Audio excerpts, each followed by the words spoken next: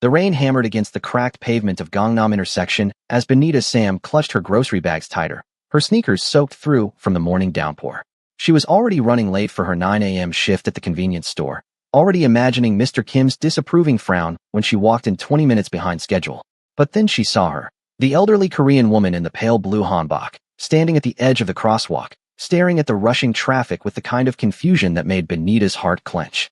"Mrs. Park," Benita called out, her voice barely audible over the sound of cars splashing through puddles. The woman turned slowly, her wrinkled face lighting up with something that looked like recognition, though Benita could never be quite sure.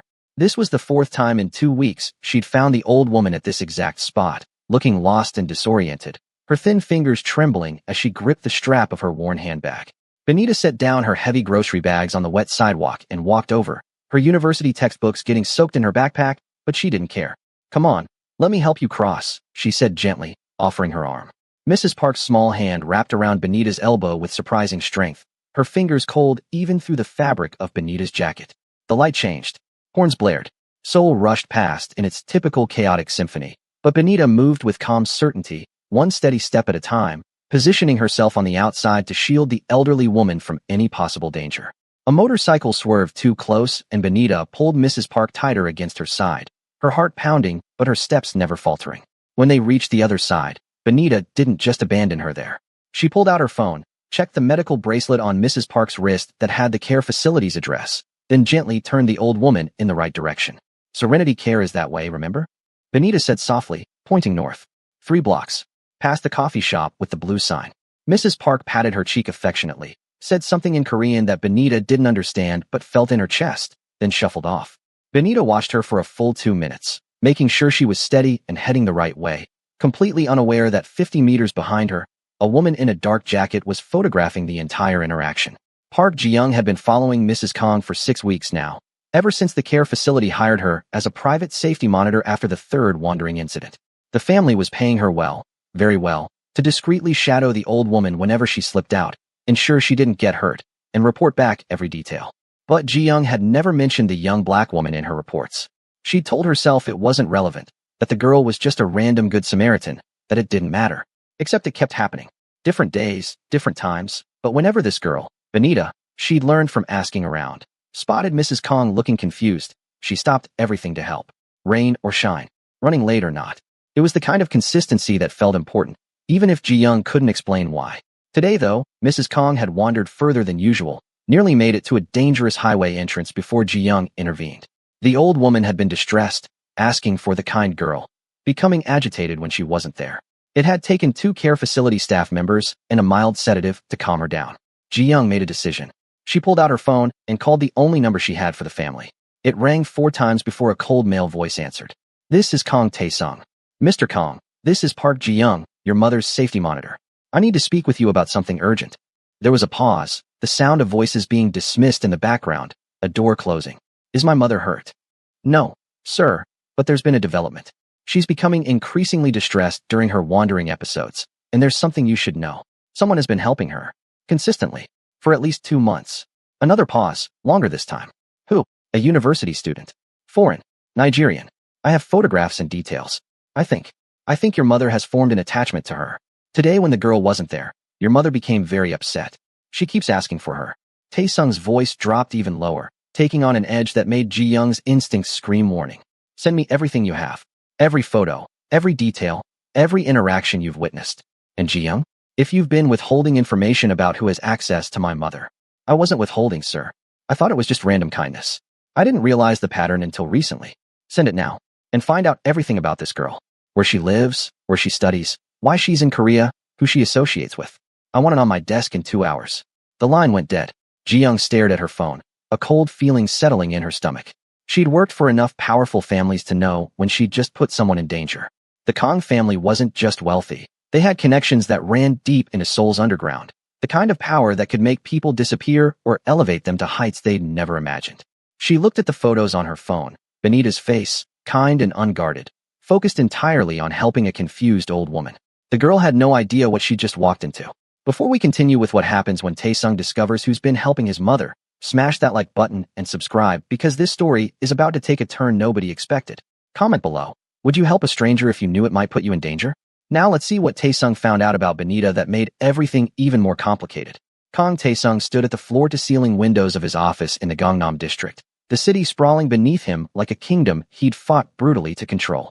The manila folder in his hands felt insignificant, just paper and ink, but its contents had consumed his thoughts for the past 3 hours. Benita Sam, 23, Nigerian, Seoul National University business student on a partial scholarship that barely covered tuition. No family in Korea. Working 3 jobs that together probably earned her less than what he spent on a single dinner. Living in a gashawan the size of a closet in a neighborhood his men used for low-level operations. She was nobody, powerless, invisible in a city that ate people like her for breakfast. And somehow, this nobody had become the one person his mother asked for when she was scared. Taesung's phone buzzed. His second-in-command, a sharp-eyed man named Moon Ho-jin, appeared in the doorway without knocking, one of the few people who had that privilege. "The girl is clean," Ho-jin said, closing the door behind him. "No criminal record, not even a parking ticket. No suspicious associations, no debt to loan sharks, no connections to any rival organizations. She's exactly what she appears to be, a broke international student trying to survive in Seoul. That's what bothers me," Taesung said quietly, still staring out the window. "Nobody does something for nothing. Not in this city. Not in this world. Maybe she's just kind," Ho-jin suggested, then immediately regretted it when Taesung turned to look at him with those cold, calculating eyes that had made grown men confess to crimes they didn't commit. "Kind," Taesung repeated, as if testing the word on his tongue. "My mother is losing her mind piece by piece, forgetting my name some days, forgetting where she is, who she is. But she remembers this girl. This stranger. Do you know what she said to the nurse yesterday? She said, 'My daughter helps me cross the street.' My mother thinks this foreign girl is her daughter." Ho-jin shifted uncomfortably. Everyone in the organization knew that Taesung's relationship with his mother was complicated. The old woman had built their empire from nothing after her husband's death, running protection rackets and gambling operations with an iron fist when Taesung was just a boy. She'd been ruthless, brilliant, feared. She'd taught her son that sentiment was weakness, that trust was a liability, that in their world, you either controlled people or they controlled you. But Alzheimer's didn't care about power. It had taken the sharpest mind Taesung had ever known and turned it into something fragile and confused. The woman who once commanded respect from every criminal organization in Seoul now couldn't remember how to find her way home. "What do you want to do?" Ho-jin asked carefully. Taesung was quiet for a long moment, his jaw working as he thought through scenarios, angles, potential threats, and opportunities. "I want to meet her, but not yet. First, I want to understand what she wants." "Everyone wants something, Ho-jin. We just need to find out what it is. And if she really doesn't want anything, then she's either a saint or a very good liar. And I don't believe in saints." He turned back to the window. "Have someone watching her. Not obviously. I want to know her routine, her struggles, her pressure points. And Ho-jin, make sure nothing happens to her. If she's genuinely helping my mother, she's under our protection whether she knows it or not. If she's running some kind of game." He didn't finish the sentence. He didn't need to. Ho-jin nodded and left, the door clicking shut with a finality that seemed to seal Benita's fate, whatever that fate might be. Meanwhile, across the city in a gashawan barely large enough to fit a bed and a desk, Benita sat on her floor surrounded by textbooks, her laptop balanced on her knees, trying to finish an assignment that was due in 6 hours. Her eyes burned with exhaustion. She'd worked the convenience store shift from midnight to 7 a.m., gone straight to her morning classes still smelling like instant ramen and cigarettes from the store, then tutored a particularly difficult 10-year-old for 2 hours. Her phone buzzed with a message from her younger brother back in Lagos. "Sister, school fees due next week. They say they'll send me home if we don't pay." Benita closed her eyes, doing math she'd done 100 times before. Her next paycheck wouldn't come for 5 days. Even if she picked up extra shifts, even if she skipped meals for the rest of the week, she'd be 200,000 Korean won short. About $150. It might as well have been $1 million. She typed back, "I'll figure it out. Don't worry." But she was worried. She was terrified. She was one emergency away from losing everything she'd worked for, her visa, her degree, her chance to build a life that could support her siblings back home.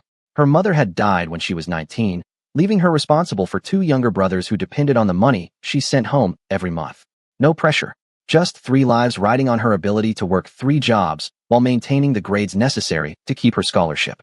Her stomach growled. She'd eaten instant noodles for the past 4 days. There was 1 pack left in her tiny cabinet, and she was saving it for tomorrow. A knock on her door made her jump. Her landlord was a week early for rent if he was coming to collect, and she had nothing to give him. She considered pretending not to be home, but the walls were thin enough that he'd heard her moving around. "Yes?" she called out, not opening the door. "Package delivery," a woman's voice said. Benita frowned. She hadn't ordered anything. couldn't afford to order anything.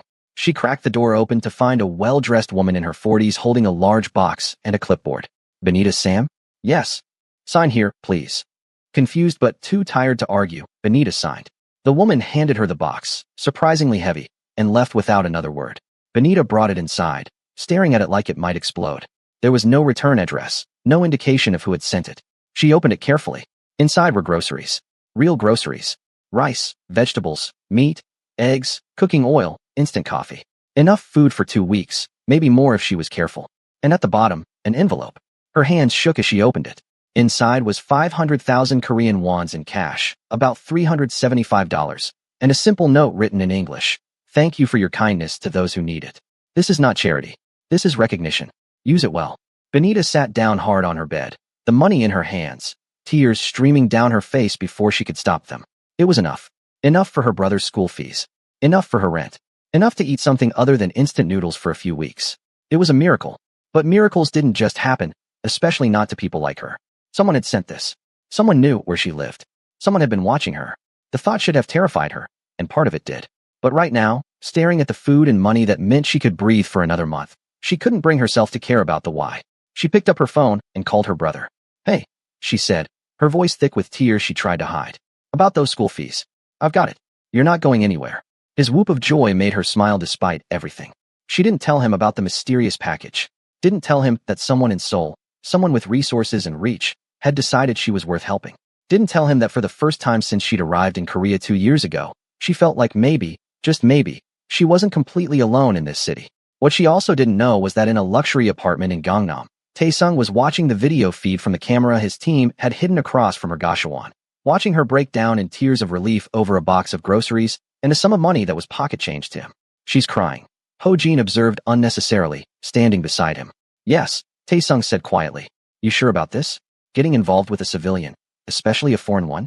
It could complicate things. Taesung didn't answer immediately. He watched Benita wipe her tears, watched her call someone and smile. Genuinely smile in a way that transformed her exhausted face into something radiant.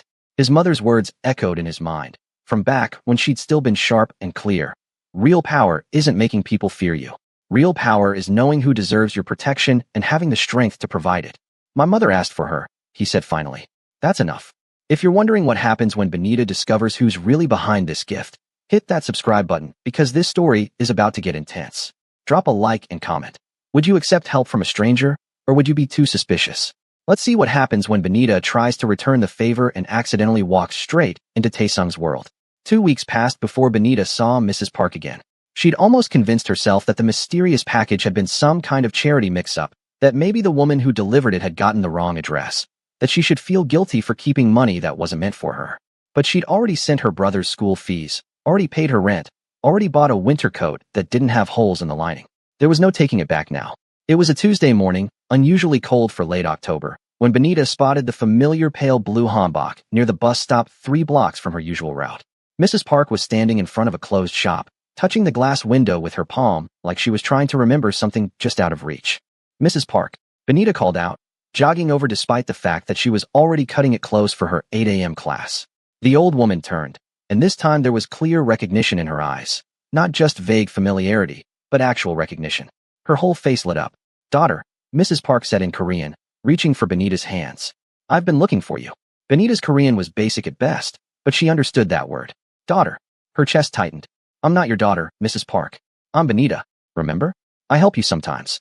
But Mrs. Park was already pulling her along, surprisingly strong for someone so frail, chattering rapidly in Korean about something Benita couldn't follow. They were heading away from the care facility, toward a neighborhood that Benita didn't recognize, and alarm bells started ringing in her head. Mrs. Park, wait. Where are we going? We need to get you back to Serenity Care. Benita gently tried to redirect her, but the old woman's grip tightened, and there was something almost desperate in her eyes. Home, Mrs. Park said in English, one of the few English words she seemed to know. Home. Show you. Benita checked her phone. She had 15 minutes before class started. If she was lucky, she could get Mrs. Park somewhere safe, call the care facility, and still make it on time. If she was unlucky, well, she'd been unlucky before. What was one more absence on her record? They walked for another 10 minutes. Mrs. Park leading the way with a certainty that suggested muscle memory was kicking in where conscious thought had failed. They ended up in front of an old building that had clearly once been beautiful, Traditional Korean architecture mixed with modern renovations, surrounded by a wall that spoke of money and privacy. This is your home? Benita asked, surprised. The care facility had been nice, but this was something else entirely. This was wealth. Old wealth. Mrs. Park pulled her through the gate, which was unlocked, and into a courtyard garden that took Benita's breath away. Stone paths wound between carefully manicured trees, a small koi pond reflected the morning sun, and the house itself was stunning. Traditional Korean design, but clearly maintained with meticulous care. Mrs. Park, I don't think we should be here, Benita said nervously. If this is your old house, maybe someone else lives here now. We could be trespassing. But the old woman had already opened the front door, also unlocked, which struck Benita as odd for such a valuable property, and was pulling her inside. The interior was even more impressive, all dark wood and traditional furniture mixed with modern touches. Photos lined the walls, and Benita's eyes caught on one in particular. A younger version of Mrs. Park standing next to a stern-looking man in an expensive suit, and a teenage boy with his mother's eyes and his father's hard jaw. My son, Mrs. Park said, pointing to the photo with pride. Strong, powerful, protects family. A cold feeling crept down Benita's spine. She pulled out her phone, intending to call the care facility, when she heard the front door open behind them. She spun around to find a man in a dark suit standing in the entryway, his hand moving towards something under his jacket in a motion that made every survival instinct Benita had screamed danger. Who are you? The man demanded in Korean, then switched to heavily accented English when he saw Benita's face. Who are you and what are you doing in this house? I'm sorry, Benita said quickly, putting herself between the man and Mrs. Park. She brought me here. I was trying to help her get back to her care facility, but she insisted on coming here. I didn't break in, I swear. The gate was open. The door was unlocked. The man was speaking rapidly into a phone, his eyes never leaving Benita. Within seconds, she heard more footsteps, more voices.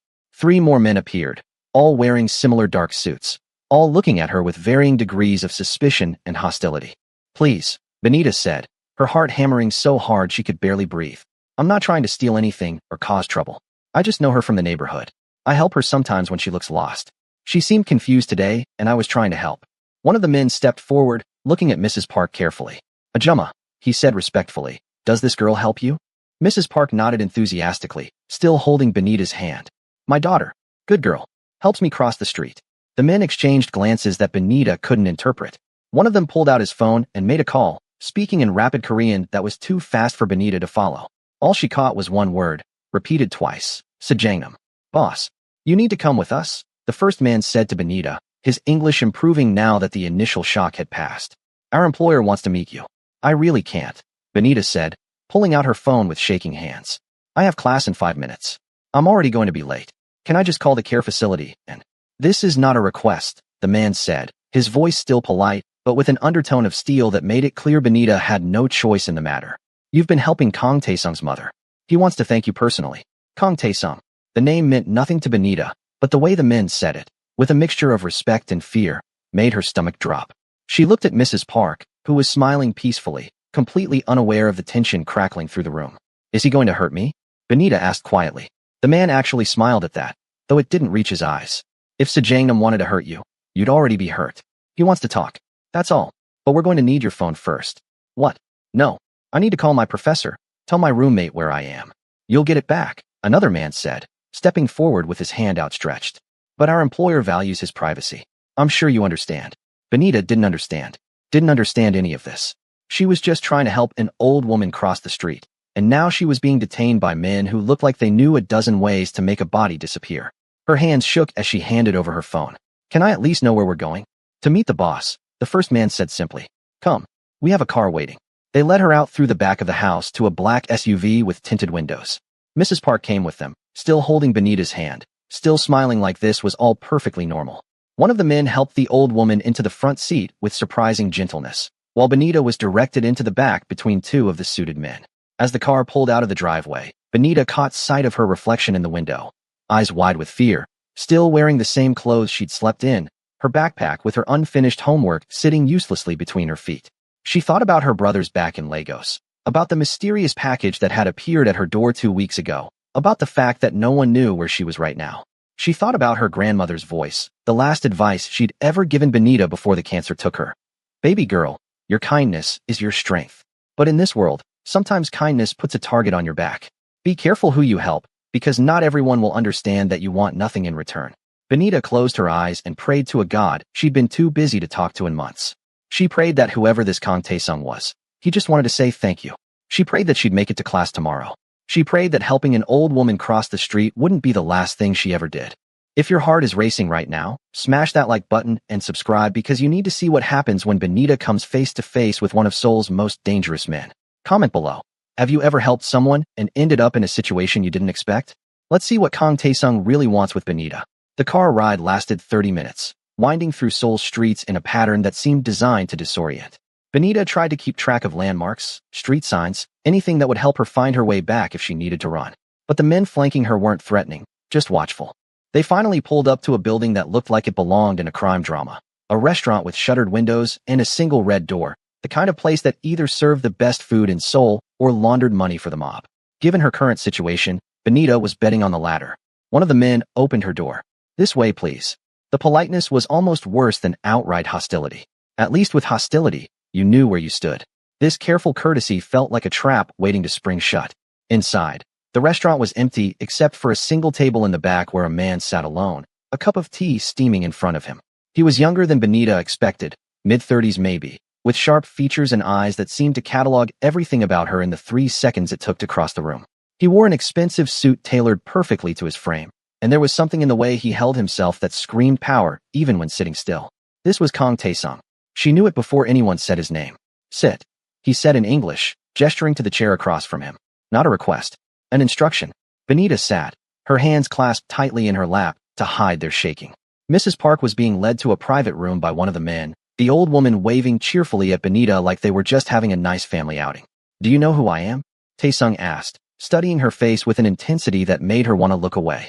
She forced herself to maintain eye contact. No, Benita said honestly. Should I? Something flickered across his face. Surprise, maybe, or amusement. Most people in Seoul would know my name. But then, you're not from Seoul, are you? You're from Lagos, Nigeria.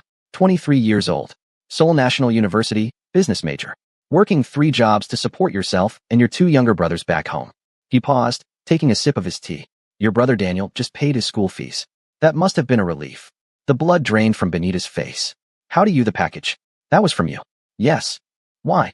The question came out sharper than she intended, fear manifesting as anger. Why would you send me money? Why are you watching me? What do you want? You've been helping my mother, Taesung said simply, as if that explained everything. For 2 months, whenever you encounter her lost and confused, you stop what you're doing to help her. You make sure she's safe. You guide her home. You expect nothing in return. She needed help, Benita said, confused about why this required explanation. She's someone's grandmother. Someone's mother. Of course I helped her. Of course, Taesung repeated, and there was something almost sad in his voice. You say that like it's obvious. Like it's the only possible response to seeing an old woman in distress. But most people in this city walk past. They're too busy, too focused on their own problems. They don't see her, or they see her and decide it's not their responsibility. That's not. I mean, surely other people help too. Some do, he acknowledged. Occasionally. Once, twice, out of obligation or guilt. But you? You do it consistently. Every single time. My security team has documented 11 separate instances of you helping my mother over the past 2 months. Different times of day, different locations, different circumstances. But always the same result. You stop, you help, you make sure she's safe. Benita's mind was reeling. Security team. Documented. 11 instances. You've been having me watched? I've been having my mother watched, Taesung corrected. She has Alzheimer's. She wanders from her care facility when the staff isn't paying attention. I hired someone to follow her discreetly to ensure her safety. You appeared in those reports. Repeatedly. And the money? The food? A thank you. And a test. A test. Benita's voice rose despite her efforts to stay calm. You tested me? By sending me money? What kind of test is that? The kind that reveals character, Taesung said, his voice still maddeningly calm. I wanted to see what you would do with unexpected resources. Would you disappear? Would you get greedy and come looking for more? Would you try to leverage your connection to my mother for additional benefits? He leaned back in his chair. You did none of those things. You paid your brother's school fees. You paid your rent. You bought necessities. You went about your life. And this morning, when you saw my mother again, you still stopped to help her even though you were running late for class. Because she needed help, Benita repeated, feeling like she was trapped in some kind of surreal nightmare. I don't understand what you want from me. If this is about your mother, I'm happy to keep helping when I see her. You don't need to pay me or have me followed or, she gestured around the empty restaurant. Kidnap me to some secret meeting place to tell me that. I didn't kidnap you. Tae-sung said mildly. I invited you for a conversation. Your men took my phone and put me in a car. That's not an invitation. That's an abduction. For the first time, something like respect flickered in his eyes. Fair point. Your phone. He nodded to Ho-jin, who materialized from somewhere in the shadows and placed Benita's phone on the table between them. You're free to leave at any time. But I hope you'll hear me out first. Benita stared at her phone, then at him, trying to read the angles and coming up empty. Nothing about this made sense. Fine. I'm listening. My mother has forgotten most things, Tae-sung said, and for the first time, there was real emotion in his voice. Grief, carefully controlled but present. She forgets my name sometimes. Forgets where she is. Forgets that my father is dead. Asks for him in the morning like he's just in the next room. But she remembers you. She asks for you. She calls you her daughter. Benita's throat tightened. I didn't know. I'm sorry. If I'd known she was confused about who I was, I would have tried to explain. Don't. Tae-sung interrupted. Don't apologize for being the one bright spot in her confusion. Do you know what it's like to watch someone you love disappear piece by piece? To see them look at you with no recognition, no memory of everything you've been through together? He stopped, visibly collecting himself. My mother built everything I have. She's the strongest person I've ever known. And this disease is taking her from me slowly, and there's nothing I can do to stop it. Benita didn't know what to say. The man across from her was dangerous. She could feel that in her bones. But he was also a son watching his mother fade away, and that was a pain she understood too well. What do you want from me? She asked quietly. I want to hire you, Tae-sung said, to spend time with my mother. Not as staff, not as a nurse, but as a companion, a friend, someone she looks forward to seeing, someone who makes her feel safe. I'm not qualified for that. I'm not a medical professional. I don't know anything about Alzheimer's care. I have medical professionals. Tae-sung cut her off. I have the best care money can buy. What I don't have is someone my mother trusts. Someone she remembers. Someone who treats her like a person instead of a patient. He named a figure. 3,000,001 per month. Part-time hours, flexible around your school schedule. You visit her 3 times a week, spend a few hours with her. Take her for walks. Read to her. Just be there. 3,000,001. That was about $2,250. More than Benita made from all 3 of her jobs combined. It was impossible. It was suspicious. It was exactly the kind of offer that came with strings attached. Why me? She asked. You could hire someone professional. Someone who actually knows what they're doing. Because she chose you. Tae-sung said simply. In all of Seoul, with all her confusion and memory loss, she chose to remember you. That has to mean something. Benita wanted to say no. Every instinct screamed that getting involved with this man and his world would lead nowhere good. But she thought about her brother's next tuition payment. Her sister's medical bills from last year that she was still paying off in tiny increments. The fact that she was one emergency away from losing everything. And she thought about Mrs. Park's face when she'd seen Benita this morning. Pure joy, uncomplicated by suspicion or calculation. Just an old woman happy to see someone she considered a friend. I need to think about it, Benita said finally. Tae-sung nodded, like he'd expected this. Of course. Take a few days. But Benita? He leaned forward, and suddenly the air in the room felt heavier. Understand that by helping my mother, you've already entered my world whether you intended to or not. I protect what's mine. My mother considers you family. That means you're under my protection now. No one will touch you. No one will threaten you. No one will harm you in any way. But it also means I need to know I can trust you. And if you decide you can't? Benita asked, her voice steadier than she felt. Then we'll have a very different conversation. He stood, signaling the meeting was over. Ho-jin will drive you wherever you need to go. Think about my offer. And Benita? Thank you for seeing my mother as a person worth helping when she had nothing to offer you in return. Drop a like if you're on the edge of your seat, and subscribe to find out if Benita accepts this dangerous offer. Comment, would you take the money, or would you run? Let's see what decision changes Benita's life forever. Benita didn't go to class. She sat in a coffee shop 3 blocks from her Gashawon, nursing a single cup of tea she couldn't afford, staring at her phone without really seeing it. Her hands had finally stopped shaking, but her mind was racing through scenarios, each one more terrifying than the last. Kang Tae-sung. She'd looked him up the moment Ho-jin had dropped her off. The search results were carefully curated. Legitimate business ventures, tech investments, philanthropic donations to children's hospitals. But between the lines, in forums and whispered discussions on Korean social media, the real story emerged. The Kang family had connections that ran deep into Seoul's underground. Protection rackets, gambling operations, enforcement for high-level debt collection. They weren't the kind of people you said no to. And she'd just been offered a job by the head of the family. Her phone buzzed. A message from an unknown number. The offer stands for 72 hours. After that, I'll assume your answer is no and we'll part ways. KTS. Part ways. Like it would be that simple. Like she could just walk away from this and go back to her normal life of poverty and exhaustion, pretending she'd never met Mrs. Park, never caught the attention of one of Seoul's most dangerous men. Another message, this time from her roommate Chisholm, another Nigerian student she barely saw because their schedules never aligned. Girl, where have you been? Your professor called the dorm looking for you. Said you missed your midterm presentation. That's 30% of your grade. Benita's stomach dropped. The presentation. She'd spent 3 weeks preparing for it, and she'd completely forgotten about it in the chaos of this morning. She typed back quickly, family emergency. Can I make it up? But she already knew the answer. Professor Yoon was strict about deadlines. No makeups, no exceptions. She'd just tanked her business strategy course, which meant her GPA would drop below the 3.5 threshold required to keep her scholarship. She put her head in her hands, fighting back tears. Everything was falling apart. Everything she'd worked for, sacrificed for, was crumbling because she'd stopped to help an old woman cross the street. Benita Sam? She looked up to find a woman in her 50s standing beside her table, well-dressed, kind eyes, speaking English with a slight accent. I'm Dr. Choi Sunny. Mr. Kong asked me to speak with you. Benita's defenses immediately went up. I haven't made a decision yet. I know. May I sit? Dr. Choi didn't wait for an answer, sliding into the chair across from her. I'm Mrs. Kang's primary physician. I've been treating her for 3 years, since her diagnosis. I'm not a doctor. I don't know anything about Alzheimer's care. I can't. I'm not here to convince you to take the job, Dr. Choi interrupted gently. I'm here to tell you about my patient. May I? Benita nodded warily. Mrs. Kang's condition is progressing, Dr. Choi said quietly. Faster than we'd hoped. She has good days and bad days, but the bad days are becoming more frequent. She gets agitated easily, confused, frightened. The care facility is excellent, but it's institutional. Clinical. She feels trapped there, even though she can't articulate why. That's terrible, Benita said sincerely. But I still don't understand how I'm supposed to help with that. 3 weeks ago, Mrs. Kong had a severe episode, Dr. Choi continued. She became convinced that her husband was still alive, that she needed to find him. She fought the nurses, tried to break through locked doors, hurt herself in the process. It took sedation to calm her down, and she was depressed for days afterward. The doctor paused. Last week, she had another episode. She was asking for you. Where's my daughter? Where's the girl who helps me? The staff didn't know who she meant, so they tried to redirect her, and she became more agitated.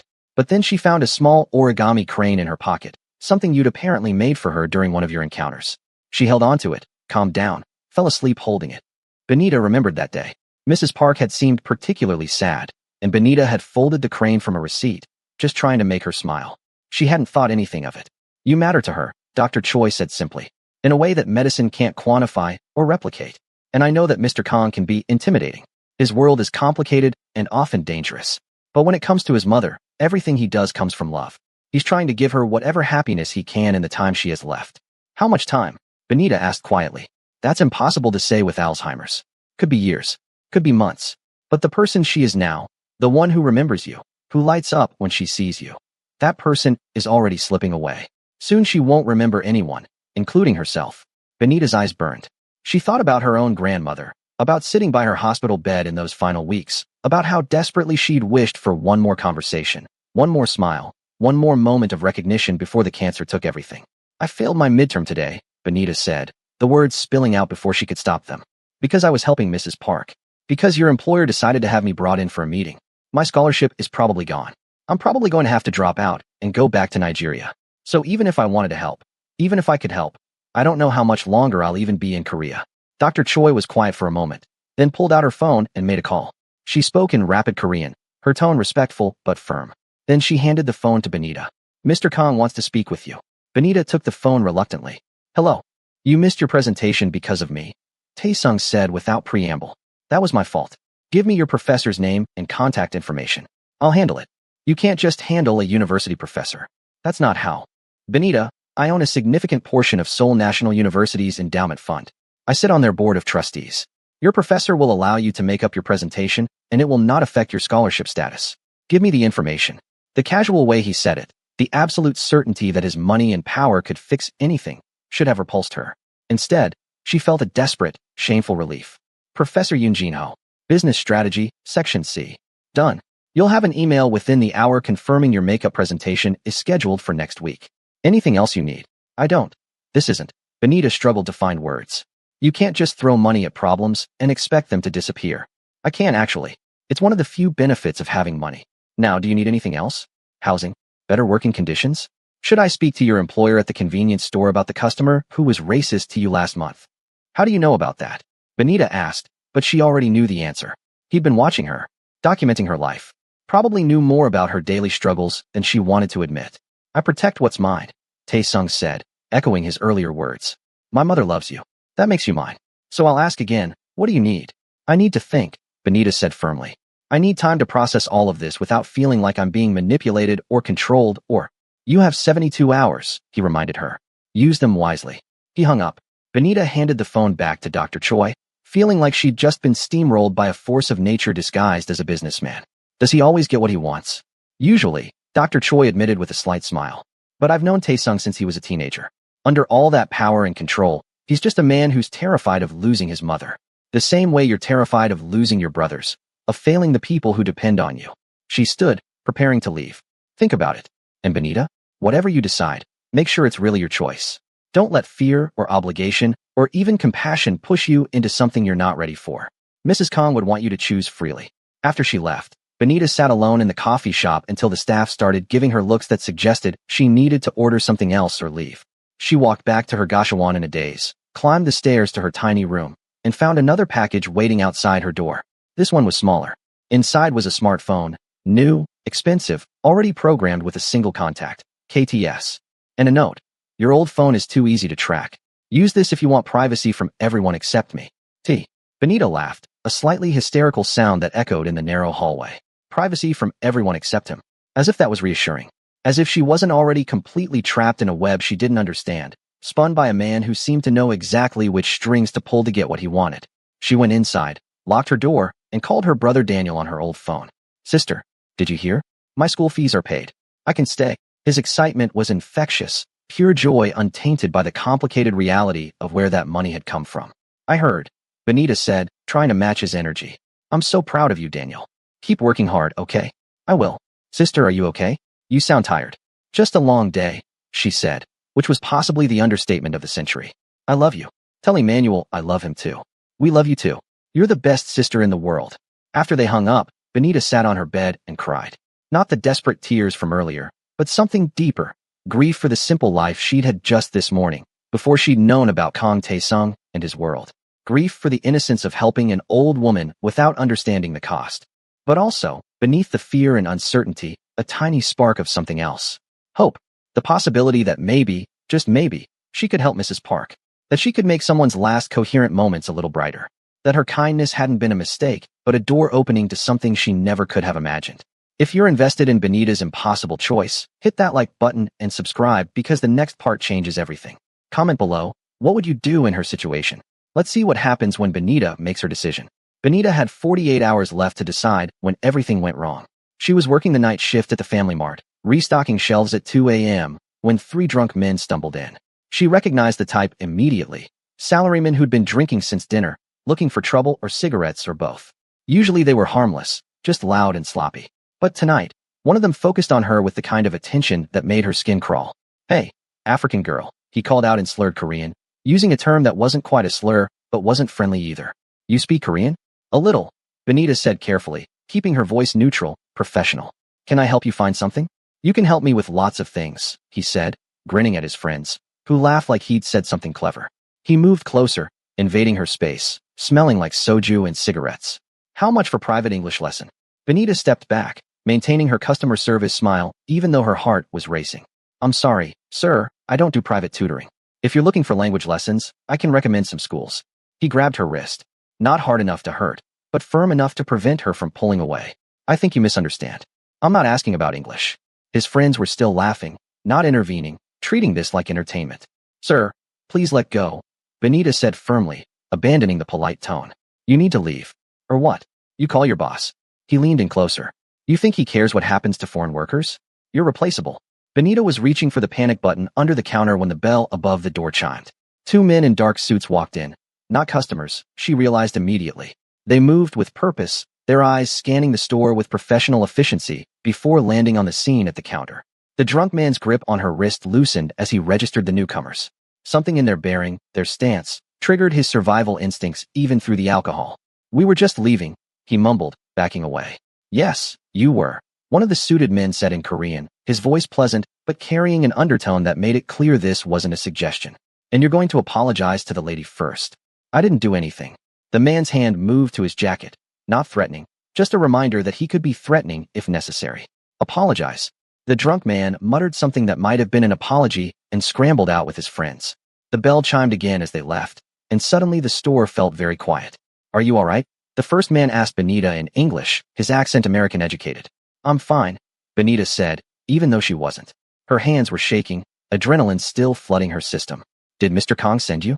We're assigned to ensure your safety, he confirmed, not quite answering the question. I'm Agent Park. This is Agent Kim. You won't see us most of the time, but we're always nearby. I didn't agree to be followed, Benita said, anger cutting through her fear. I haven't even made my decision yet. The boss was clear, Agent Park said simply. You're under protection regardless of your decision. Those men won't bother you again. Neither will anyone else. They left as quietly as they'd arrived, and Benita was alone again with the hum of refrigerators and fluorescent lights. She should have felt safer, knowing someone was watching over her. Instead, she felt trapped. Taesung's protection was also surveillance, his generosity also control. Every gift came with invisible strings. She pulled out the new phone he'd given her and stared at it for a long moment before typing. I don't need bodyguards. I need to make my own choices without being manipulated. His response came within seconds. Those men would have hurt you. Do you think your convenience store manager would have protected you? Do you think the police would have cared about another foreign worker's complaint? You can resent my methods, but you're safe because of them.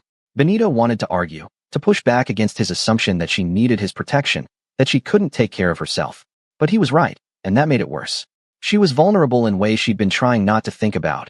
A foreign woman in a country where she had no real power, no connections, no safety net except what she built through sheer determination. What do you want from me? She typed back. Really? Because this doesn't feel like just helping your mother anymore. 3 dots appeared, disappeared, appeared again. Finally, come to dinner tomorrow. The house where you found my mother. 7 p.m. I'll answer any question you have. After that, you decide. No more pressure, no more manipulation. Just honesty. Benita laughed bitterly. Honesty from a man who ran a criminal empire. But what choice did she have? She was already in this, whether she wanted to be or not. Might as well understand what she was getting into. Fine, she typed. But if this is some kind of trap, if I wanted to trap you, Benita, you'd already be trapped. This is me trying to do the right thing, which is apparently much harder than doing the wrong thing. 7 p.m. Come alone. Agents Park and Kim will make sure you arrive safely. The next day crawled by. Benita attended her classes in a fog, unable to focus on lectures about market analysis and consumer behavior when her own life had become more surreal than any case study. She checked her email obsessively until Professor Yoon's message finally arrived. Miss Sam, due to extenuating circumstances, you may present your midterm project next Friday. Please see me during office hours to discuss. Professor Yoon. Extenuating circumstances. That was one way to describe having Seoul's underground power broker make a phone call on your behalf. At 6:30 p.m., Benita changed into the one nice dress she owned, bought secondhand for job interviews she'd never gotten, and walked to the address. She spotted Agents Park and Kim trailing her at a discreet distance, saw them nod to 2 other men stationed near the house. The security was both impressive and terrifying. The gate opened before she could knock. Ho-jin stood there, his expression unreadable. Miss Sam, please, come in. Sejangnam is waiting in the garden. The house looked different in the evening light, softer somehow. Traditional lanterns illuminated the stone pathways, and she could hear water trickling from the koi pond. Taesung sat at a low table on the veranda, wearing casual clothes, black shirt, dark slacks, looking more human and somehow more dangerous without the armor of his business suit. You came, he said, standing as she approached. Thank you. I want answers, Benita said, not bothering with pleasantries. Real answers, not carefully constructed half-truths. Then ask real questions, Taesung replied, gesturing for her to sit. The table was set for 2 traditional Korean dishes that smelled incredible. But eat first. You've lost weight since this started, and I doubt you've had a proper meal today. Benita wanted to argue, but her stomach betrayed her with an embarrassing growl. She sat, and despite her intentions to remain cold and professional, found herself devouring the food. It had been so long since she'd eaten anything that wasn't instant noodles or convenience store kimbap. Taesung watched her eat with an expression that might have been satisfaction. Better.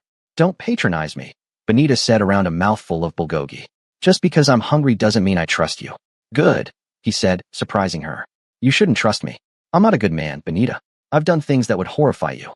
I've hurt people who deserved it, and some who probably didn't. I've built my life on fear and force and the willingness to do what others won't. He poured tea for both of them, the gesture almost absurdly civilized given what he was saying. But my mother is dying, and she's scared, and you're the only person who makes her feel safe. So I'm asking you, not ordering, not manipulating, asking, to help her. Not for me, for her. And what happens to me after she's gone? Benita asked quietly. Do I just go back to my normal life, pretending I was never involved with whatever this is? Do your enemies come after me thinking I know things? Do I spend the rest of my time in Korea looking over my shoulder? No, Tae-sung said firmly. If you do this, if you choose to help my mother, then you become family. Not by blood, but by choice. And I protect my family absolutely. When my mother passes, you'll have options. Continue working for me in legitimate business if you want. Return to Nigeria with enough money to start whatever life you dream of. Stay in Korea with permanent residency and a job that doesn't involve convenience stores and poverty. Whatever you choose, you'll be safe. That's a lot of promises from someone who just admitted he's not a good man. I'm not good, Tae-sung agreed. But I keep my word. Ask anyone in Seoul who knows my name. Kang Tae-sung's word is absolute. I don't lie, I don't cheat on deals, and I don't break promises. It's not morality, it's practicality. My reputation is worth more than any short-term gain from deception. Benita studied him, trying to see past the careful control to whatever truth lay beneath. What happened to your father? The question clearly surprised him. Why do you ask? Because your mother asks for him. Because understanding your family might help me understand what I'm walking into. Tae-sung was quiet for a long moment, staring into his tea like it held answers. My father was a good man, he finally said. Weak, but good. He wanted to run a legitimate business, build something clean. But clean businesses don't survive in neighborhoods like where we came from. My mother did what was necessary to keep us alive, to give me opportunities my father's principles never could have provided. She built the criminal empire. She built survival. Tae-sung corrected. And yes, that meant getting her hands dirty. When my father found out the full extent of what she'd done, what she'd become, it broke something in him. He didn't leave her. He loved her too much for that. But he stopped looking at her the same way. Stopped touching her. Stopped really seeing her. He died of a heart attack when I was 19, but I think he'd already been dying slowly for years before that. And you blame your mother for that, Benita said softly. No, Tae-sung said, and there was conviction in his voice. I blame the world that forced her to choose between morality and survival. I blame poverty and desperation and a system that offers no mercy to people who start with nothing. My father had the luxury of principles because my mother paid the price for them. He looked directly at Benita. You understand that, don't you? You work 3 jobs, sacrifice sleep and health and your own dreams to send money home to your brothers. You don't have the luxury of only doing good things. You do what's necessary. Benita felt seen in a way that was uncomfortable and validating at the same time. That's different. I'm not running criminal operations. The principle is the same. Survival requires compromise. The only difference is scale. He refilled her tea. My mother is 73 years old. She survived the Korean War as a child, built a business from nothing, raised me alone after my father's death, and never once apologized for the choices she made. She's the strongest person I've ever known. And now I have to watch her forget how to tie her own shoes. Forget my name. Forget who she is. His voice cracked slightly on the last words, the first real vulnerability Benita had seen from him.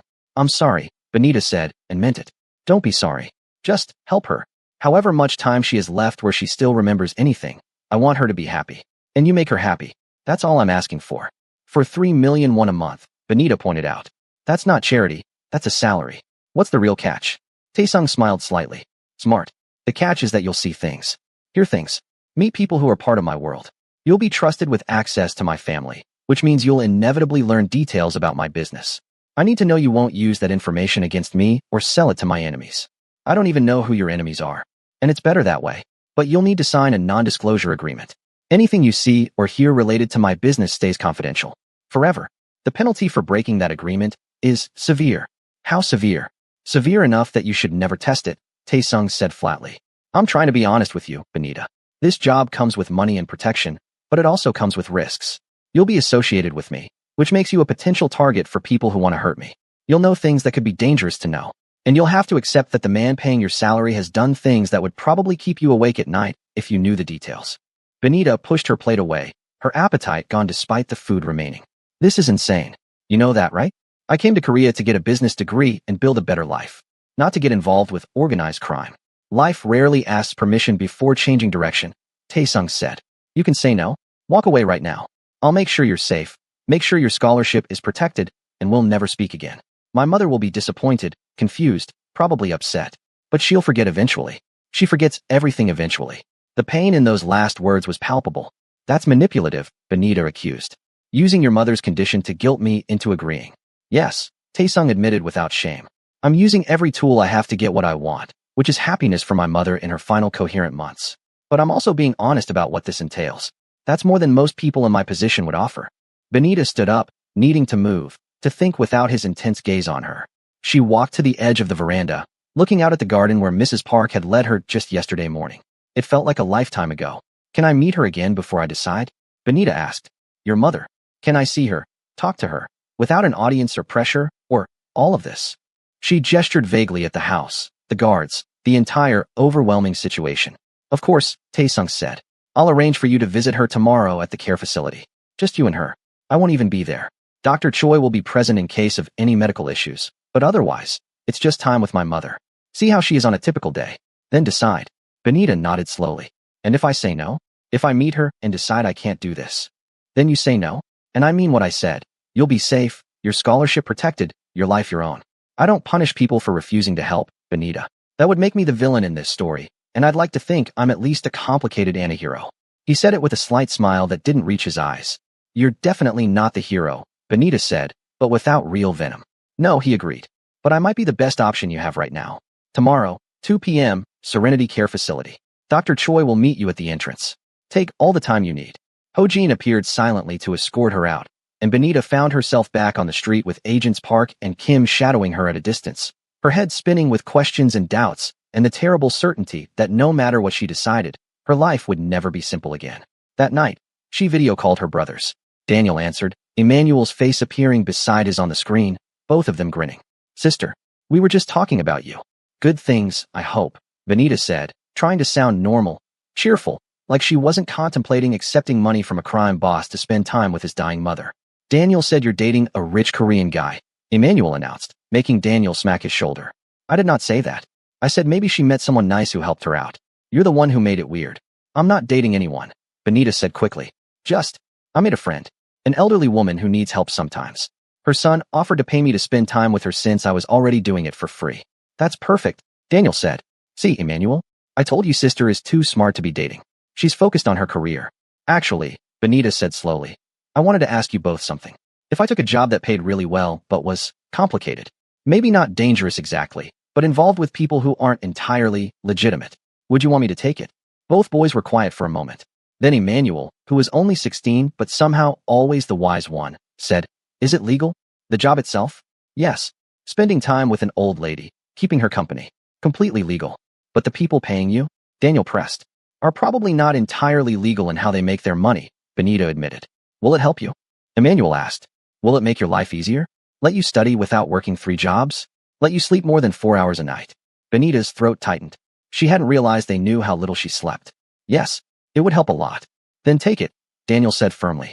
Sister, you've sacrificed everything for us. If someone wants to pay you good money to do something kind, take the money. We'll be fine. But what if something goes wrong? What if these people? What if you collapse from exhaustion? Emmanuel interrupted. What if you fail your classes because you're working yourself to death?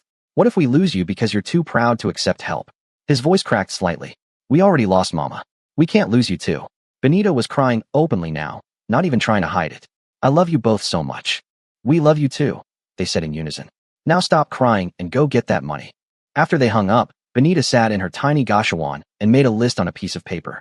On one side, all the reasons to say no. On the other, all the reasons to say yes. The no side had things like dangerous, morally questionable, could end badly. The yes side had things like help Mrs. Park, financial stability, finish degree, support brothers. But at the bottom of the yes column, she wrote one more thing. Maybe some good can come from this. The next day at 2 p.m., Benita stood outside the Serenity Care Facility, her stomach churning with anxiety. Dr. Choi met her at the entrance with a warm smile. Ready? The doctor asked. No, Benita admitted. But let's do this anyway. They walked through pleasant corridors decorated with artwork and plants. Nothing like the sterile institutional facilities Benita had imagined. Dr. Choi led her to a private room overlooking a garden, where Mrs. Park sat in a comfortable chair by the window, staring outside with an expression that broke Benita's heart. Lost, confused, searching for something she couldn't name. Mrs. Park, Dr. Choi said gently in Korean. You have a visitor. The old woman turned, and when she saw Benita, her entire face transformed. Daughter, she exclaimed, reaching out with trembling hands. You came. I was waiting for you. Hit that like button if you're feeling emotional right now, and subscribe to see what Benita decides. Comment. Have you ever had to make an impossible choice? Let's see what happens next. Benita crossed the room and took Mrs. Park's hands in hers, feeling their fragility, their desperate grip. Hello, Mrs. Park. It's good to see you. I was worried, Mrs. Park said in Korean, which Dr. Choi quietly translated. I thought maybe I dreamed you. Sometimes I can't tell what's real anymore. But you're here. You're real. I'm real, Benita confirmed, sitting beside her. I'm here. Dr. Choi excused herself discreetly, leaving them alone. For the next 2 hours, Benita sat with Mrs. Park. They didn't talk much. Mrs. Park's English was limited and Benita's Korean was basic, but somehow they communicated anyway. Mrs. Park showed her photos from an album she kept beside her chair, pointing to pictures and saying names Benita couldn't understand, but nodded it anyway. There were photos of a younger Mrs. Park, fierce and beautiful, standing in front of what looked like a market stall. Photos of a serious-looking man who must have been her husband. Photos of a young Taesung at various ages, always with that same intense gaze even as a child. My son, Mrs. Park said in English, tapping a photo of teenage Taesung. Strong boy, good boy, protects mama. He loves you very much, Benita said. Mrs. Park's eyes grew distant. Sometimes I forget his face. I look at him and I know I should know him, but the knowing is gone. Like trying to hold water in my hands. She made a gesture of water slipping through her fingers. Everything slips away. But you, she touched Benita's cheek. You I remember. Why is that? I don't know, Benita said honestly, her voice thick with emotion. Maybe because you have kind eyes, Mrs. Park said. Like my daughter would have. I never had a daughter. Only my strong boy. But if I had a daughter, she would have kind eyes like yours. They sat together while the afternoon light shifted through the windows, and Benita read to her from a Korean children's book that Dr. Choi had left on the table. Benita stumbled over the pronunciation, making Mrs. Park laugh and gently correct her, and for those moments, the old woman seemed almost like herself, present, engaged, teaching instead of forgetting. But then Mrs. Park looked out the window and said, I need to go home. My husband will be worried. He doesn't like when I'm late for dinner. Mrs. Park, Benita said gently, it's okay. You're safe here. No, you don't understand. Mrs. Park started to stand, agitation creeping into her voice. He gets angry when I'm late. I need to cook. I need to. Where's my apron? Where? She looked around frantically, her breathing becoming rapid and shallow. Benita took her hands again, keeping her voice calm. Mrs. Park, look at me. Look at my eyes. You're safe. I'm here with you. You don't need to go anywhere right now. But dinner is already prepared, Benita improvised. I took care of it. Everything is ready. You can rest now. Mrs. Park searched Benita's face, the confusion slowly fading, replaced by trust. You prepared dinner? Yes. Everything is taken care of. You're such a good daughter, Mrs. Park said, settling back into her chair. Always taking care of your old mother. Benita's heart clenched, but she didn't correct her. If believing Benita was her daughter brought Mrs. Park comfort, what did the truth matter? Within minutes, Mrs. Park had dozed off, her head tilted against the chair, her breathing even and peaceful. Dr. Choi returned quietly, checking Mrs. Park's vitals. You handled that episode beautifully, she whispered. Many people panic or try to argue with reality, which only makes it worse. You gave her what she needed, reassurance and redirection. I didn't know what I was doing, Benita admitted. I just didn't want her to be scared. That's exactly the right instinct, Dr. Choi said. This disease is terrifying for the people experiencing it. Having someone who can anchor them, make them feel safe, is invaluable. You're a natural at this. Or maybe I'm just good at pretending everything's okay when it's not, Benita said quietly, watching Mrs. Park sleep. Dr. Choi studied her for a moment. You're going to say yes, aren't you? To Mr. Kang's offer. I don't know, Benita said. But she did know. She'd known from the moment Mrs. Park's face had lit up at seeing her. From the moment those trembling hands had gripped hers like Benita was the only solid thing in a world that was dissolving around her. How long does she have? Before she doesn't remember anyone. It's progressing faster than typical, Dr. Choi said carefully. The stress of the transitions, the wandering episodes, they're accelerating the decline. I'd estimate she has maybe 6 months, possibly less, before she's in late-stage Alzheimer's. After that, she'll likely stop speaking, stop recognizing anyone or anything. She'll need full-time medical care. 6 months. Half a year to be someone's daughter, someone's anchor, someone's comfort in the terrifying process of losing yourself piece by piece. If I do this, Benita said slowly, I need some conditions. Things that are non-negotiable. Tell me. I'll make sure Mr. Kang hears them. First, I'm not getting involved in his business. I spend time with Mrs. Park, period. I don't run errands. I don't carry messages. I don't become some kind of accessory to whatever illegal activities he's running. Fair. Second, if at any point I feel unsafe or compromised, I can walk away. No retaliation, no threats, no making my life difficult because I chose to leave. I'll make sure that's written into any contract. Third, my brother's back home. They're off limits. Completely. No using them as leverage, no threats against them, No involvement whatsoever. Absolutely. And fourth, Benita said, her voice firm despite the fear churning in her stomach. I want to finish my degree. This job can't interfere with my education. Flexible hours, yes, but my classes and academic obligations come first. Dr. Choi smiled. Mr. Kong already anticipated that one. He's quite invested in your academic success, actually. I think he sees potential in you beyond just companionship for his mother. What does that mean? It means Kong Taesung doesn't do anything without multiple purposes. Yes, he wants you to help his mother. But he's also evaluating you, seeing if you have the qualities he looks for in people he trusts. Intelligence, loyalty, discretion. If you prove yourself with his mother, there could be opportunities afterward. Legitimate opportunities in his business holdings. I'm not interested in being groomed for his organization, Benita said sharply. Then don't be, Dr. Choi said simply. But don't close doors before you know what's behind them. 6 months from now, you'll have your degree, money saved, and options you don't have right now. What you do with those options is entirely up to you. Benita looked at Mrs. Park, peaceful in sleep, and thought about how the old woman had built an empire to protect her son, how she'd done what was necessary in a world that offered no mercy to the weak. Maybe that's what Benita was doing too, not building an empire, but making impossible choices in a world that demanded them. Okay, she said finally. I'll do it. But I want everything we discussed in writing, and I want a lawyer, my own lawyer, not someone connected to the Kong family, to review the contract before I sign anything. Mr. Kong will appreciate that, Dr. Choi said. He respects people who protect themselves. That evening, Benita received a message on the phone Taesung had given her. Dr. Choi told me your conditions. All accepted. Contract will be ready tomorrow. Thank you for giving my mother this gift. T. She stared at the message for a long time before typing back. I'm not doing this for you. I'm doing it for her. His response was immediate. I know. That's why I trust you. The next week passed in a blur of contract negotiations, paperwork, and the surreal experience of having a lawyer, paid for by Taesung but independent, review every clause of her agreement. The contract was surprisingly straightforward. 3 million won per month, 3 visits per week of 2 to 4 hours each, flexible scheduling around her academic obligations, complete confidentiality regarding anything she observed about the Kong family business, and a termination clause that allowed her to leave with 2 weeks' notice for any reason. This is actually a very fair contract, her lawyer said, a middle-aged woman named Young Mi-sun who specialized in entertainment and high-profile employment contracts. I've seen much worse from families with this kind of power. He's protecting himself with the NDA, but he's also protecting you with some unusual clauses. Like what? Like this section here. Ms. Young pointed to page 3. If anything happens to you as a result of your association with the Kong family, threats, violence, harassment, they're contractually obligated to provide legal support, security, and relocation if necessary. That's not standard. Usually, employers try to limit their liability. This contract actually increases his. Why would he do that?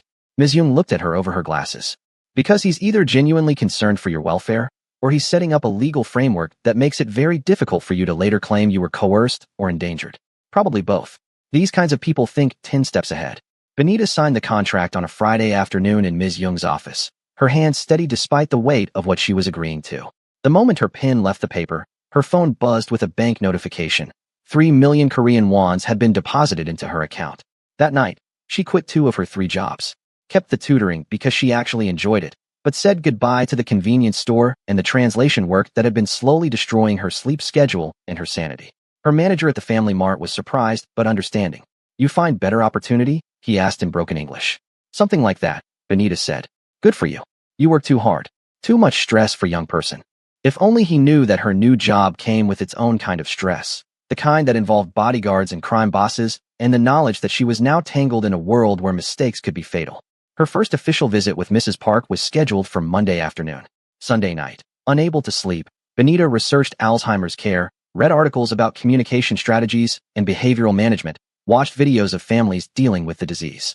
She wanted to be prepared, to be useful, to be worth the money she was being paid. But as she lay in her gashawan at 2 a.m., staring at the ceiling, she realized that no amount of research could prepare her for the reality of watching someone disappear. No article could tell her how to handle the weight of being someone's anchor when she barely felt anchored herself. Her phone buzzed. A message from Taesung. Can't sleep either? How did you know I was awake? She typed back. Security cameras at your building show your light still on. Also, I couldn't sleep either, so I assumed you might be having similar thoughts. That's not creepy at all, Benita responded, but without real anger. She was starting to understand that Taesung's surveillance wasn't personal. It was just how he operated, how he maintained control over his world. Tomorrow will be fine, he messaged. My mother already loves you. Just be yourself. What if myself isn't enough? There was a longer pause before his response came. Then you'll be in good company. I've spent my whole life feeling like I'm not enough for her. But we show up anyway. That's all we can do. If you're emotionally invested in this journey, hit that like button and subscribe. Comment. What would your first day be like in her shoes? Let's see how Benita handles her new reality. Monday arrived with unexpected snow, rare for Seoul, in late October. Benita stood outside the Serenity Care facility at 1:45 p.m., 15 minutes early, watching the flakes drift down and trying to calm her racing heart. This was it. Her first official day as a paid companion to a woman with Alzheimer's, funded by money from Seoul's criminal underground. Her life had become a Korean drama she never auditioned for. Dr. Choi met her at the entrance, holding 2 cups of tea. Thought you might need this, she said, handing one to Benita. First day nerves are normal. Does it show that much? You look like you're about to face a firing squad, not spend time with a sweet old lady. Dr. Choi's smile was kind. Relax. There's no performance here, no test to pass. Just be present with her. That's all anyone can ask. They walked to Mrs. Park's room together, but before they entered, Dr. Choi stopped. One more thing. Today is a bad day. She woke up confused, didn't recognize the staff, has been asking for her husband repeatedly. I'm telling you this so you're not surprised or discouraged. Bad days are part of the disease. Benita nodded, steeling herself, and they entered the room. Mrs. Park sat by the window again, but there was no light in her face today.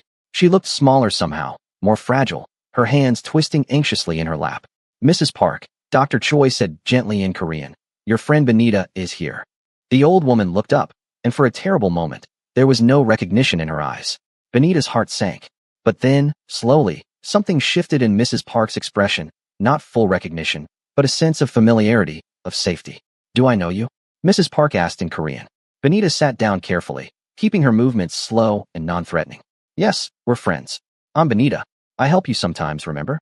I forget everything now, Mrs. Park said, her voice trembling. I can't hold on to anything. It all slips away like water. Like sand. She trailed off, frustrated by her inability to find words.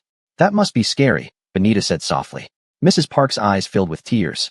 I'm so scared. I don't know where I am. I don't know who I am anymore. Everything is fog and shadows and nothing makes sense. Benita took her hands, those delicate, trembling hands that had built an empire and raised a son and survived a war. You're Mrs. Park. You're strong and brave. You're here in a safe place with people who care about you. And I'm here too. I'm not going anywhere. Promise? Mrs. Park asked, sounding like a child. I promise. They sat like that for a long time, Benita holding Mrs. Park's hands, occasionally talking about small things, the snow outside, the warmth of the tea, the softness of the blanket over Mrs. Park's lap. Nothing profound, nothing that required memory or context. Just presence. Just being there.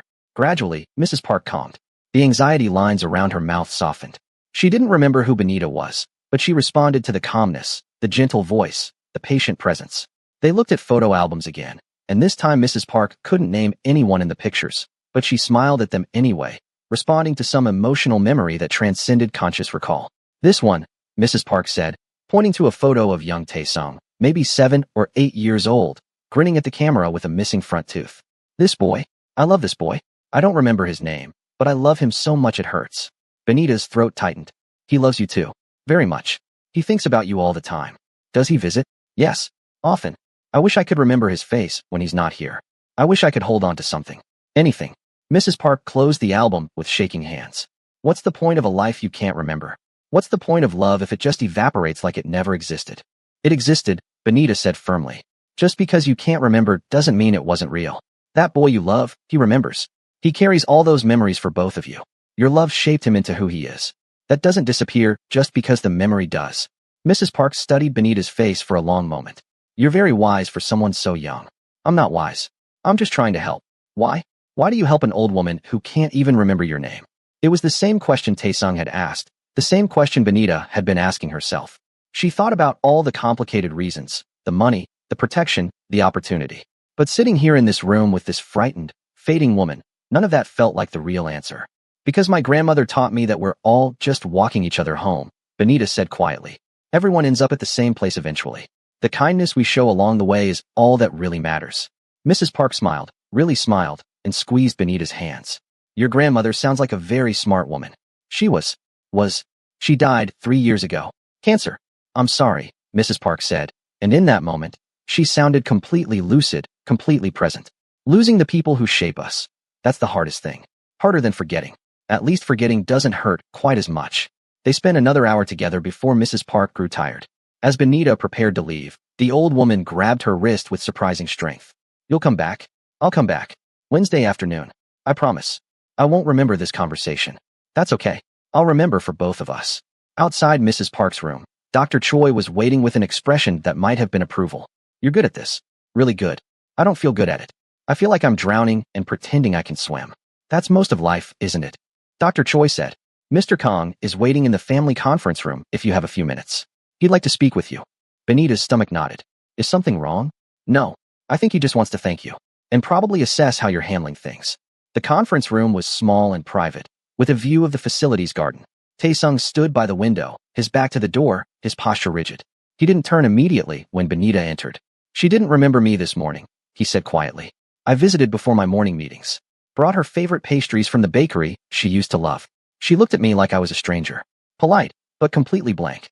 No recognition at all. Benita didn't know what to say. What comfort could she offer for that kind of loss? But Dr. Choi just showed me the video feed from her room during your visit. Taesung continued, finally turning to face her. She didn't remember you either, but you still reached her.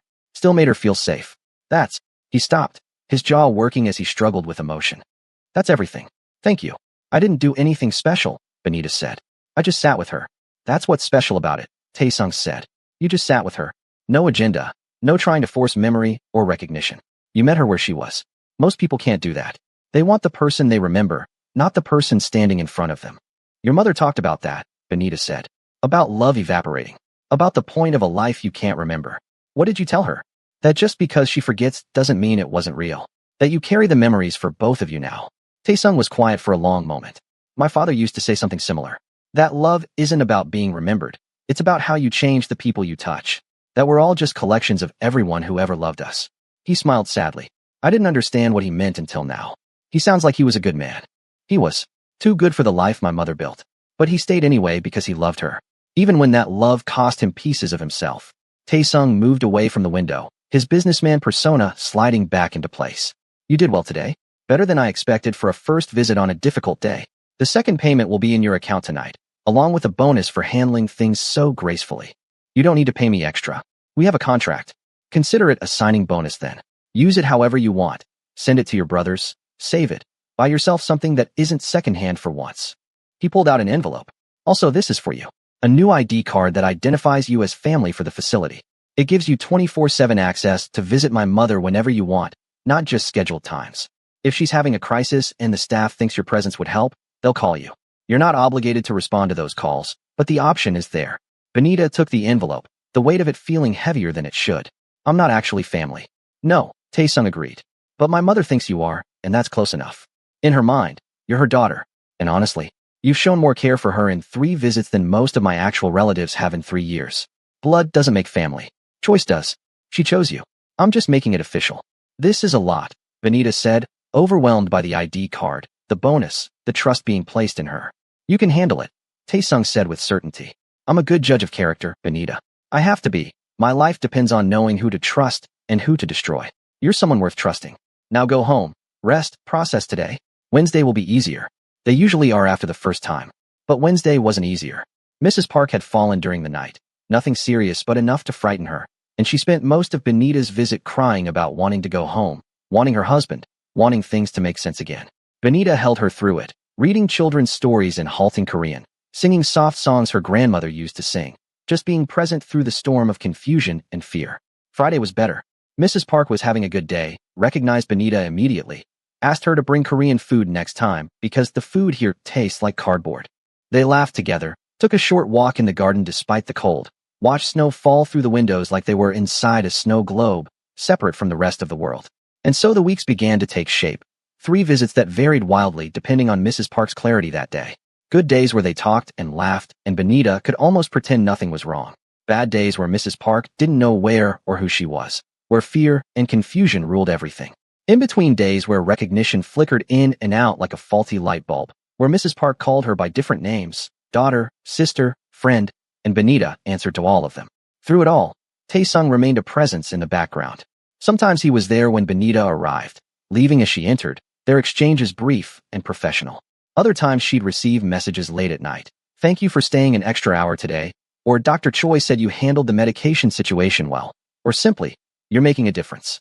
Benita finished her makeup presentation for Professor Yoon and received an A. Her grade stabilized. She started sleeping more than 4 hours a night. She sent money home to her brothers every month without the gut-wrenching calculations about what she could afford to skip eating. For the first time since arriving in Korea, she felt like she could breathe. But she also felt the weight of what she'd entered. She noticed the security cameras, the men in suits who always seemed to be nearby when she visited Mrs. Park. She overheard fragments of phone conversations when Taesung thought she wasn't listening. Discussions of territory and payments and consequences that made her blood run cold. She saw the scars on Ho-jin's knuckles and knew they hadn't come from any legitimate business dealing. She was part of this world now, whether she wanted to be or not. The money in her account was clean, but its source was anything but. She was helping an old woman die with dignity, but she was being paid by an organization built on violence and fear. And somehow, impossibly, she was starting to care about all of them. Mrs. Park obviously, but also Dr. Choi who brought her tea and taught her Korean phrases. Ho-jin who always opened doors and once slipped her an umbrella when she'd forgotten hers. Even Taesung, whose rare smiles when he saw his mother having a good day made him look almost human, almost vulnerable. This was her life now. Complicated, morally ambiguous, nothing like what she'd planned when she'd arrived in Seoul with a scholarship and dreams of legitimate business success. But as she sat with Mrs. Park on a cold November afternoon, the old woman's head resting on her shoulder, both of them watching snow fall outside the window, Benita couldn't quite bring herself to regret the choices that had led her here. Thank you for being my daughter, Mrs. Park murmured, half asleep. Even though I know you're not. Thank you for pretending with me. I'm not pretending, Benita said softly. Not anymore. And she meant it. If you've made it this far, you're part of Benita's journey now. Hit that subscribe button and smash that like because you need to know what happens next. Drop a comment telling us, would you make the same choice Benita did? Share this video with someone who needs to hear a story about finding family in unexpected places. Thank you for watching. And remember, sometimes the roads we never planned to take lead us exactly where we need to be.